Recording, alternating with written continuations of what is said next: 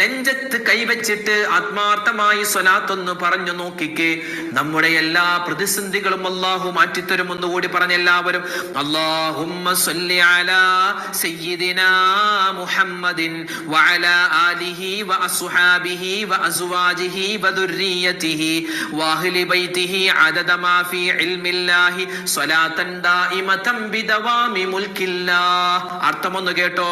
അല്ലാഹുവേ സ്വല്ലി, നീ ഗുണവും രക്ഷയും സമാധാനവും കൊടുക്കണം, അലാ സയ്യിദിനാ മുഹമ്മദിൻ, ഞങ്ങളുടെ നേതാവാകുന്ന മുത്തുനബി മുഹമ്മദ് മുസ്തഫ തങ്ങൾക്ക്, വഅലാ ആലിഹി, നബി തങ്ങൾക്ക് മാത്രമല്ല അവിടുത്തെ കുടുംബത്തിനും, വസുഹാബിഹി, അവിടുത്തെ സ്വഹാബിമാർക്കും, വഅസ്വാജിഹി, അവിടുത്തെ ഭാര്യമാർക്കും, വദുർരിയതിഹി, അവിടുത്തെ സന്താനങ്ങൾക്കും, വഅഹ്ലി ബൈതിഹി, അവിടുത്തെ സന്താന പരമ്പരകൾക്കും. അതായത് അഹ്ലു ബൈത്ത്, നബി തങ്ങളുടെ കുടുംബം, തങ്ങന്മാർ, സയ്യിദന്മാർ, അവർക്കെല്ലാവർക്കും നീ ഗുണവും രക്ഷയും സമാധാനവും കൊടുക്കണേ അല്ലാഹ്. അദദ മാ ഫീ